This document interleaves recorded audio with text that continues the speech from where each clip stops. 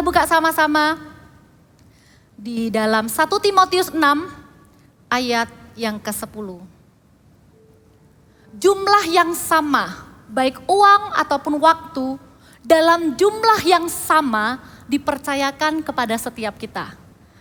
Bukan berarti pendapatan kita sama atau tabungan kita sama.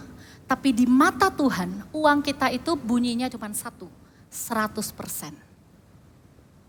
Dan waktu yang kita miliki, berapapun usia kita, mau orang terkenal ataupun enggak, maupun kaya atau miskin, waktu juga tetap sama. 24 jam sehari, 7 hari seminggu, 52 minggu setahun, 365 hari dalam setahun. Dalam jumlah yang sama, artinya kita punya kapasitas yang sama untuk mengelolanya. Amin. Uang dipercayakan kepada kita 100%. Dan waktu dipercayakan kepada setiap kita. Kita lihat ayat yang pertama dulu. Di 1 Timotius 6 ayat yang ke-10 dikatakan begini. Karena akar segala kejahatan ialah cinta uang. Sebab oleh memburu uanglah beberapa orang telah menyimpang dari iman dan menyiksa dirinya dengan berbagai-bagai duka. Sekali lagi, uang itu tidak salah, tapi yang Tuhan peringatkan di dalam Alkitab adalah cinta akan uang. Kenapa akar segala kejahatan bukan kesombongan? Kenapa akar segala kejahatan bukan pemberontakan? Kenapa akar segala kejahatan bahkan bukan hawa nafsu? Firman Tuhan ingatkan akar segala kejahatan adalah cinta uang. Kalau kita salah menilai tentang uang, kalau uang punya arti yang salah dalam kehidupan kita, jangan kaget kalau di dalam hidup kita ada akar yang tidak kelihatan. Kita bisa aja tetap beribadah, kita bisa jadi orang percaya, tapi akar yang tidak kelihatan itu namanya bukan akar iman, bukan akar kebenaran, tapi akar kejahatan. Dan firman Tuhan dengan begitu tegas berkata, oleh karena memburu uanglah, orang yang cinta uang itu memburu uang. Yang dia kejar hanyalah uang. Bangun pagi yang dipikirkan pertama adalah uang. Sebelum tutup mata yang paling terakhir dipikirkan adalah uang. Orang yang demikian firman Tuhan katakan, orang yang memburu uanglah, orang bisa menyimpang dari iman. Bapak Ibu, jangan salah menilai uang. Jangan pernah tukarkan iman Anda karena uang. Karena itu kita juga sebagai orang tua, jangan salah didik anak soal uang. Jangan pernah berkata kepada mereka begini, nanti kamu kalau besar ya, cari orang yang uangnya banyak. Supaya hidup tidak susah. Sekilas kelihatannya benar, kita sayang sama anak kita. Tapi kalau sampai karena nasihat itu, anak kita memilih pasangan yang tidak seiman, mengorbankan imannya, menyimpang dari imannya, hanya karena ingin membahagiakan kita sebagai orang tua, maka kita didapati bersalah di hadapan Tuhan. Jangan karena cinta akan uang, memburu uang, maka kita menyimpang dari iman. Dalam pekerjaan juga sama. Jangan karena ingin mendapatkan uang lebih banyak, kita kompromi. Kita tidak hidup takut akan Tuhan. Kita kompromikan Tuhan di hidup kita hanya karena posisi yang lebih baik, promosi yang lebih baik, keuangan yang lebih baik. Dan bukan hanya menyimpang dari iman. Firman Tuhan dengan hati-hati, dengan sangat jelas kembali lagi bergema di hati setiap kita. Bahwa karena memburu uanglah, banyak orang menyiksa dirinya dengan berbagai-bagai duka. Bapak Ibu, saya tahu rasanya apa itu kekurangan. Kalau saya adalah orang yang dari kecil sudah disuap dengan sendok emas. Waktu saya ngomong begini mungkin Anda berkata, oh kamu gak tahu apa artinya susah. Saya tahu apa itu susah. Saya tahu apa itu kekurangan. Tapi saya bersaksi di hadapan Bapak Ibu. Uang bukan sumber kebahagiaan. Uang bukan segalanya. Hati-hati kalau kita berpikir, andai kata keluargaku punya lebih banyak uang, maka keluargaku akan lebih bahagia. Anda salah. Kalau Anda berpikir, andai aku punya lebih banyak uang, maka semuanya akan lebih baik dalam kehidupanku. Anda salah. Percayalah kepada Tuhan bukan kepada uang. Cintailah Tuhan bukan cintailah uang. Hati-hati kalau Anda mulai berpikir asal ada uang semua beres. Apa yang terjadi di luar kita, mungkin itu kebudayaan yang salah. Jangan sampai mempengaruhi sesuatu yang berharga di dalam hati kita dalam menilai tentang uang. Jangan pernah berpikir, kalau saya punya uang, mungkin kita suami istri gak bisa lebih rukun, damai dan tidak bertengkar. Bukan itu. Jangan biarkan uang merenggut hubungan Anda dengan pasangan Anda, hubungan Anda dengan anak-anak Anda. Uang tidak menentukan rasa berharga kita sama sekali. Kalau di tempat ini juga ada anak-anak muda. Saya juga mendorong Anda untuk menjadi anak muda ataupun anak-anak kalau ada di sini. Bijaksanalah dalam hal keuangan. Jangan boros. Hargai setiap uang yang Tuhan percayakan di tangan kita. Bukan untuk dihabiskan hanya demi kelihatan tidak mau kalah dengan orang lain. Kalau Anda lakukan itu anak-anak muda, kalau Anda lakukan itu anak-anak kecil, Anda sedang memberikan beban yang tidak perlu kepada orang tua Anda. Kalau Anda belum waktunya ganti handphone, buat apa ganti hanya gara-gara gaya? Ayo sama-sama kembali seisi keluarga, duduk lagi sama-sama. Apakah nilai dalam keluarga kita, keluarga Anda? Bagaimana cara pandang seisi keluarga mengenai uang? Saya benar-benar percaya kalau hati kita benar soal uang, kita akan diluputkan dari banyak penyiksaan diri yang tidak perlu. Dan Tuhan itu paling tahu cara menjaga hati kita daripada cinta akan uang. Tuhan itu hebat, Tuhan itu keren. Tuhan itu kasih sebuah detox rohani untuk menjaga setiap orang percaya agar tidak terjebak dengan yang namanya cinta akan uang, menyimpang dari iman, menyiksa diri dengan berbagai-bagai duka. Detox itu namanya adalah persepuluhan. Bapak Ibu, tidak banyak gereja yang mengajarkan apa yang benar mengenai persepuluhan. Ada yang berkata itu cuma ajaran perjanjian lama, sudah tidak perlu lagi. Tahukah Anda ketika Tuhan memberikan perintah mengenai persepuluhan, yang Tuhan sedang lihat dan yang Tuhan sedang targetkan bukan uang Anda. Tapi agar hati Anda jangan melekat kepada uang itu. Kita lihat sama-sama di dalam Maleaki. Maleaki 3, ini ayat yang sangat tidak asing. Ayat 10 sampai 11. Boleh nggak saya ajak kita baca sama-sama supaya semangat ya. Maleaki 3 ayat 10 sampai yang ke-12, 1, 2, dan 3. Bawalah seluruh persembahan persepuluhan itu ke dalam rumah perbendaharaan, supaya ada persediaan makanan di rumahku, dan ujilah aku firman Tuhan semesta alam. Apakah aku tidak membukakan bagimu tingkap-tingkap langit dan mencurahkan berkat kepadamu sampai berkelimpahan.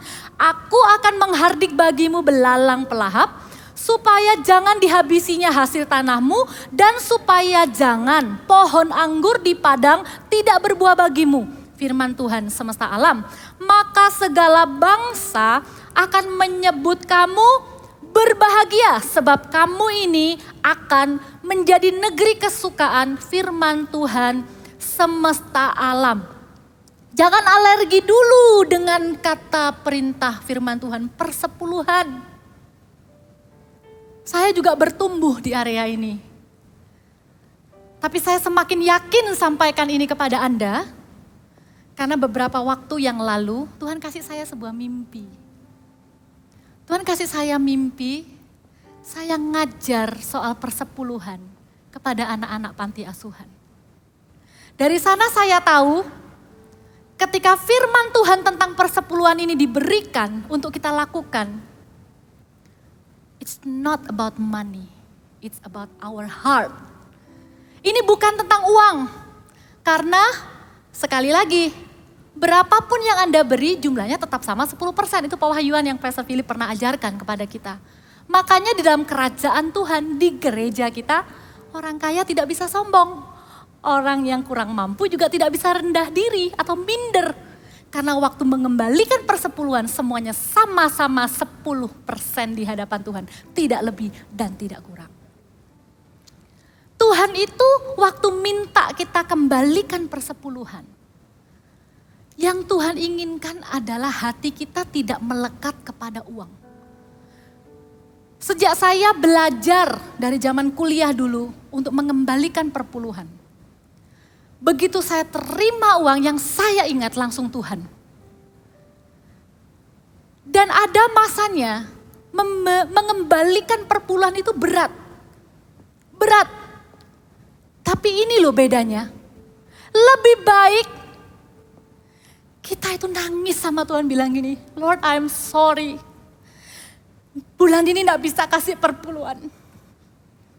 Beberapa kali saya alami itu di hidup saya. Sebagai mahasiswa, saya bilang sama Tuhan, Tuhan sorry, bulan ini gak bisa kasih persepuluhan. Tapi saya tahu, hati Tuhan disenangkan dengan hati saya. Karena yang Tuhan mau itu bukan uangnya. Daripada kita punya dan kita keep dan kita bilang, Eman, kan bisa dibuat bantu orang. Kan bisa dibuat bantu saudara sendiri. Gereja sudah besar, Anda salah. Mengembalikan persepuluhan adalah alasan Tuhan untuk memberkati Anda. Tidak pernah ada ayat yang seperti ini yang berkata, ujilah aku kata Tuhan. Ujilah aku kata Tuhan. Kalau Anda setia mengembalikan persepuluhan, Tuhan punya alasan untuk menghardik balalang pelahap, untuk membukakan tingkap-tingkap langit dalam kehidupan Anda. Biarkan hari ini, pesan ini mengusik lagi di hati kita. Bukan tentang uangnya, tapi karena Tuhan tidak mau hati Anda melekat kepada uang. Dan persepuluhan itu, makna keduanya yang saya pelajari adalah persepuluhan itu adalah cara Tuhan untuk membuat hati kita juga ada di rumah Tuhan. Itulah kenapa persepuluhan itu dibilang, dibawanya, dimintanya untuk dikembalikannya adalah ke rumah perbendaharaan rumahku, kata Tuhan. Waktu saya menemukan kebenaran ini, saya tidak sabar pengen ajarin anak saya memberi perpuluhan walaupun dia belum dapat uang jajan. Saya tidak sabar pengen ajarin anak saya mengingat bahwa dalam 100% berkat yang dia terima, 10% adalah milik Tuhan. Saya tidak sabar untuk ajarin anak-anak itu bawa lagi persembahan perpuluhannya, cemplungkan lagi. Memang pandemi ini tidak bisa karena mereka nggak dapat uang jajan. Kalau dulu iya, saya itu kalau buka perpuluhan anak kecil itu terharu. Koin-koin, mereka tuh precise. Kalau 10% ya 10%. Saya rindu dari kecil anak-anak itu belajar itu supaya dari kecil konsepnya tentang uang, pemikirannya tentang uang sesuai firman. Uang bukan sumber kebahagiaan. Dengan uang yang dibawa ke rumah Tuhan, hati kita akan ada di rumah Tuhan. Karena firman Tuhan yang bilang, karena di mana hartamu berada, di situ hatimu berada. Waktu kita bawa persembahan perpuluhan kita sambil nangis, saya masih ingat. Waktu kita kasih uang, kasih persembahan perpuluhan itu kan deklarasi gitu ya. Secara tidak langsung, waktu saya bawa perpuluhan itu di hadapan Tuhan, Tuhan itu selalu bawa saya berdoa untuk gereja. Saya masih ingat setiap kali angkat perpuluhan gitu ya. Saya berdoa, Tuhan pakai gereja kami. Pakai gereja kami terus murni di hadapan-Mu. Perpuluhan ini untuk kemuliaan Tuhan. Perpuluhan ini akan dipakai untuk kerajaan Tuhan di muka bumi. Saya tahu ujungnya ini ada di mana. Memberikan perpuluhan akan membawa hati kita melekat mencintai rumah Tuhan. Makanya dibawa ke gereja. Bawa dengan kerendahan hati. Bawa dengan kesungguhan hati. Karena firman Tuhan katakan begini. Ini janji Tuhan juga buat setiap kita. Bukan hanya karena di mana hartamu berada, di situ hatimu berada. Tapi firman Tuhan juga katakan begini, Mazmur 62 ayat 10. Saya alami ini loh Bapak Ibu. Tadi mungkin waktu saya cerita tuh Anda langsung kasihan sama saya ya. Itu waktu kuliah kok.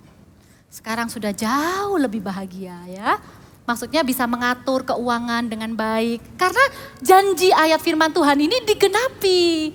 Firman Tuhan tuh bilang begini di Mazmur 62 ayat 10 bagian yang, di Alkitab saya ayat 11. Mungkin di digital ayat 10. Bagian yang B. Apabila harta makin bertambah, janganlah hatimu melekat kepadanya. Siapa yang mengaminkan harta makin bertambah? Ya, saya karena sudah dengar firman yang tadi tuh loh di awal-awal. Gak apa-apa. Mengaminkan harta semakin bertambah itu tidak apa-apa. Sekali lagi, siapa yang mengaminkan harta kita juga semakin bertambah? Amin. Tapi jangan lupa bagian keduanya. Janganlah hatimu melekat kepadanya. Itu loh ajaibnya persepuluhan. Karena begitu berkat kita nambah, persepuluhan kita tetap 10%. Walaupun jumlahnya nambah. Kalau kita tidak siap dibawa Tuhan memberikan perpuluhan lebih, jangan kaget. Kalau kita terimanya juga gak bisa lebih. Kalau harta kita bertambah, janganlah hati kita melekat kepadanya. Itu firman Tuhan. Janganlah harta itu membuat kita jauh dari Tuhan. Kalau harta itu bisa membuat Anda liburan 1 bulan, jangan 1 bulan itu kehilangan Tuhan. Jangan sampai harta itu menuntun Anda justru meninggalkan Tuhan. Karena itu pesan firman Tuhan mengenai keuangan ini adalah di Amsal 3 ayat 9 yang berkata, muliakanlah Tuhan dengan hartamu. Ayo kita berdoa sama-sama. Harta saya gak banyak, harta Anda mungkin lebih banyak. Gak usah bandingin. Kata firman Tuhan semuanya tetap 100%. Seberapapun banyaknya, ayo kita sama-sama punya satu komitmen. Menilai uang, menilai harta. Supaya hidup kita ini ada artinya. Supaya hidup kita ini gak berujung dengan kesia-siaan. Muliakanlah Tuhan dengan hartamu. Muliakanlah Tuhan dengan harta kita. Pastikan di dalam keuangan kita memposisikan diri juga bahwa kita ini adalah bendahara kepercayaan Tuhan. Supaya kita ini tahu, setiap kali kita mau pakai uang kita, kenapa enggak tanya Tuhan? Bukan hanya tidak terikat, tidak serakah, tidak berbuat jahat karena uang. Mau gak minta visi yang lebih tinggi?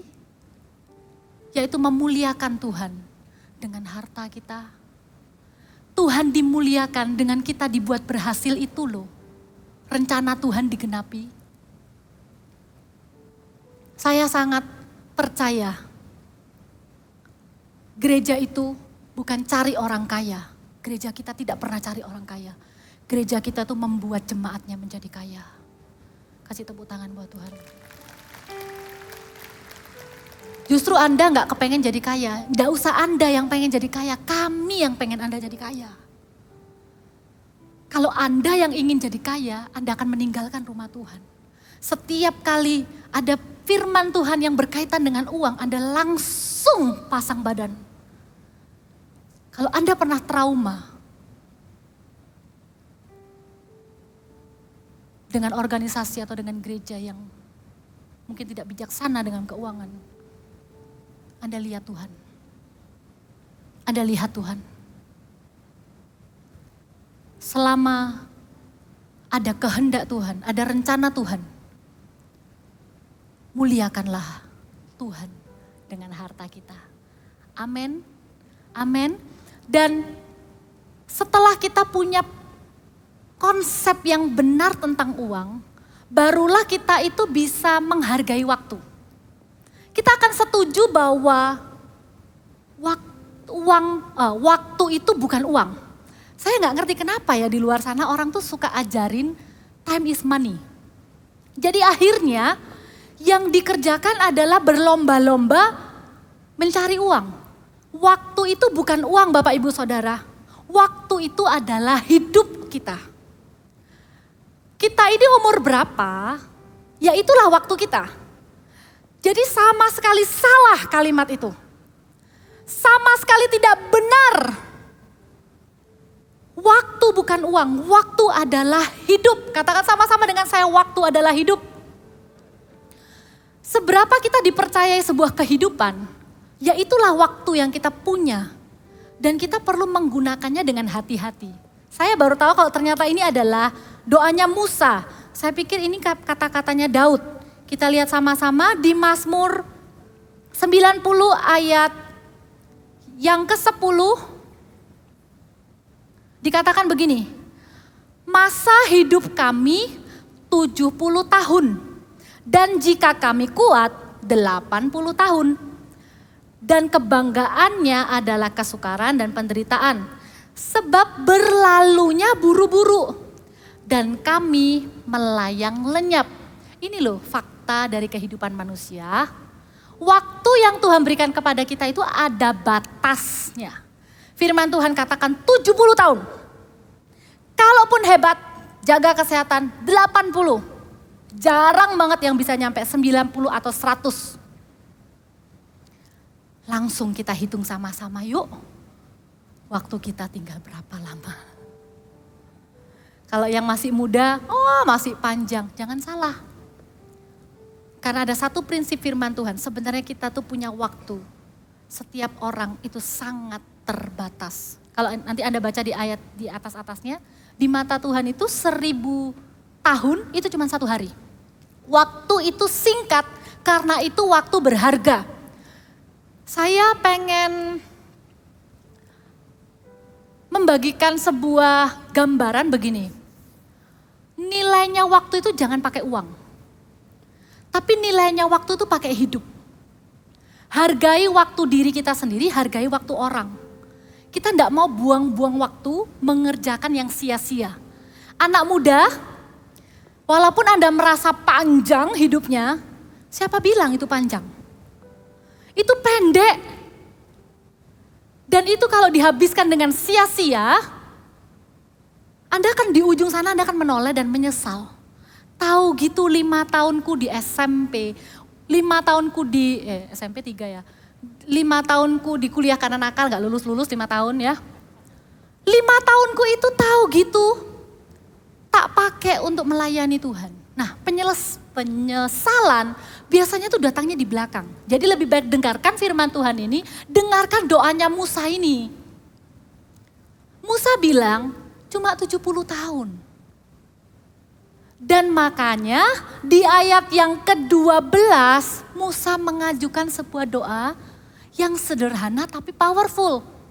Kata-katanya begini, ajarlah kami menghitung hari-hari kami sedemikian. Sehingga kami beroleh hati yang bijaksana. Kalau Anda merasa Anda punya banyak waktu, berarti jangan-jangan buat Anda waktu tidak berharga. Ada orang-orang yang hidup sedemikian rupa, tetap tuh 24 jam sehari, gak bisa nambah, gak bisa lebih. Hari-hari ini, teknologi, culture yang berkembang, itu banyak membuat kita buang-buang waktu. Banyak. Contoh, kita merasa kita punya waktu luang ya. Kita pikir waktu luang kita cuma sejam di malam hari. Terus kita langsung buka HP, kita nonton sesuatu. Anda akan kaget Yang Anda pikir 1 jam, dari jam 8 sampai jam 9, Anda akan berhenti jam 12 malam. Begitu bahayanya, begitu cepatnya dan tidak terasanya. Kita tidak pernah spend time sama anak. Saya tidak lihat anak Eagle Kids itu cuma 2 tahun, begitu lihat lagi sudah tinggi, sudah besar, sudah berubah. Waktu itu cepat sekali. Ayo kita lakukan seperti apa yang Musa katakan, ajar kami Tuhan, menghitung hari-hari. Supaya kami beroleh hati yang bijaksana. Bijaksana untuk apa? Bijaksana dalam mengelola waktu. Pastikan di dalam 100% waktu kita itu, ada waktu yang kita persembahkan untuk Tuhan. Tuhan bukan hanya mau uang Anda, waktu Anda pun itu akan dikembalikan kepada Anda. Saya ada sebuah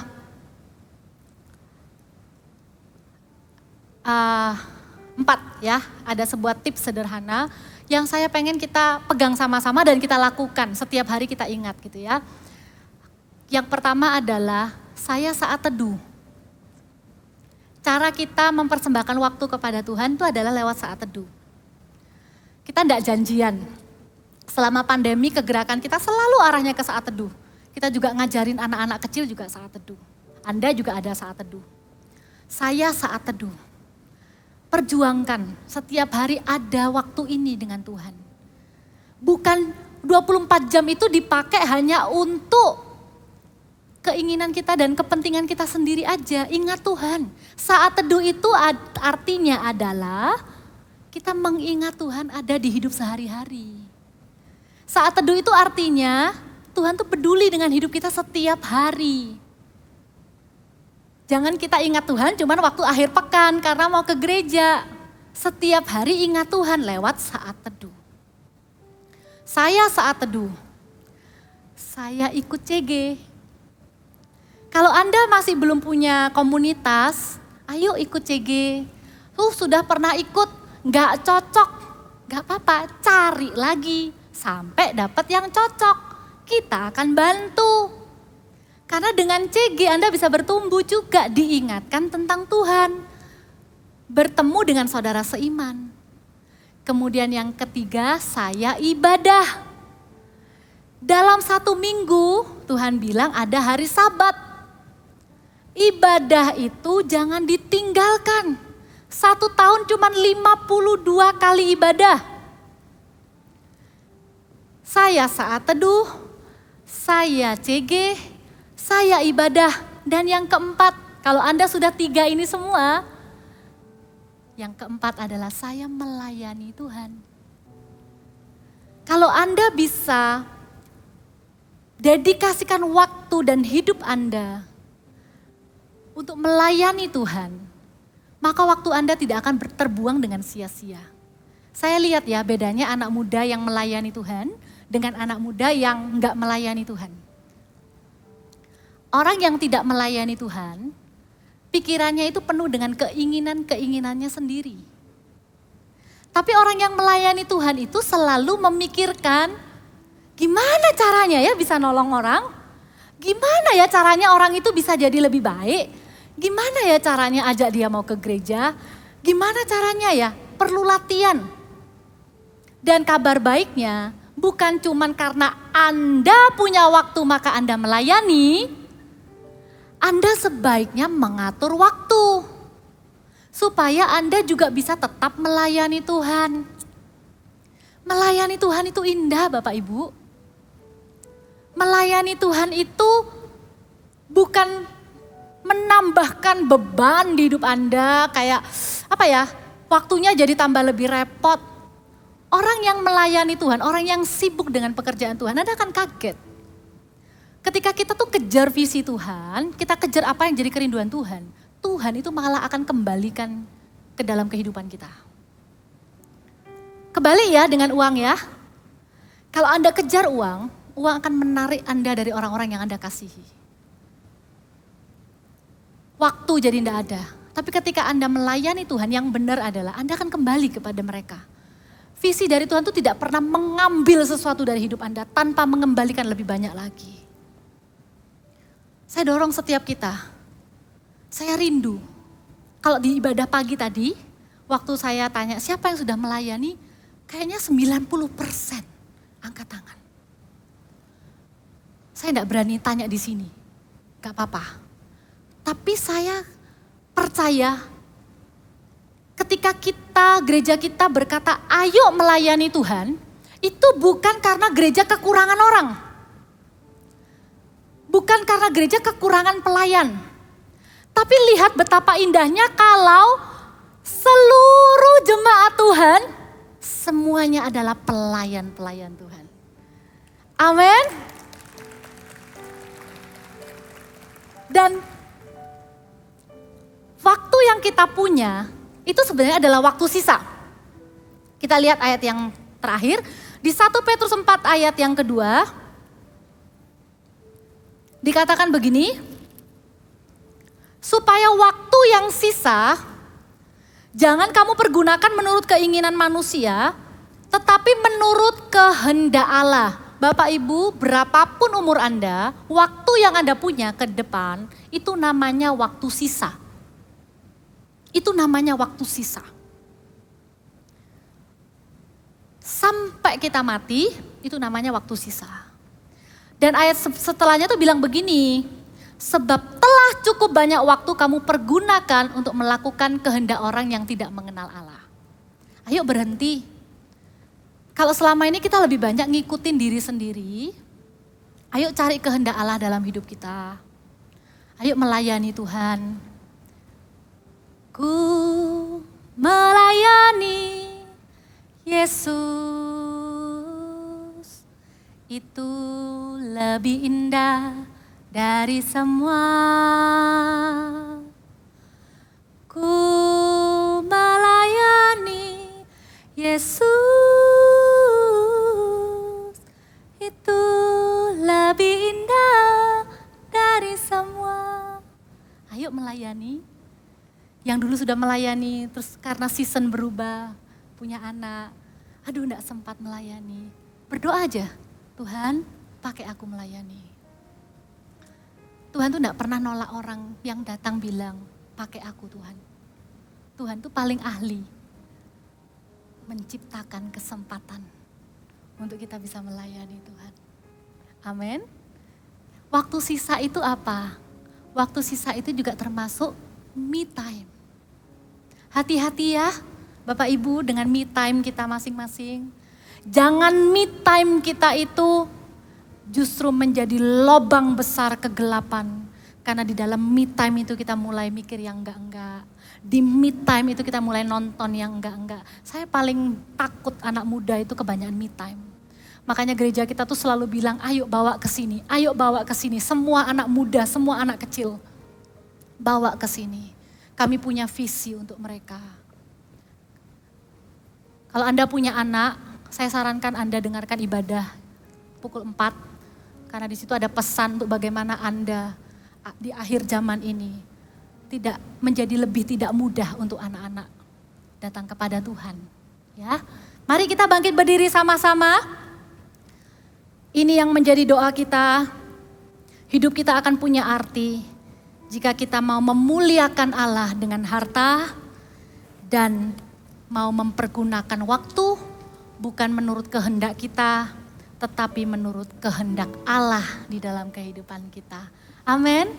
Menilai uang dan waktu sesuai dengan firman Tuhan, itulah kerinduan kami siang hari ini ya Tuhan.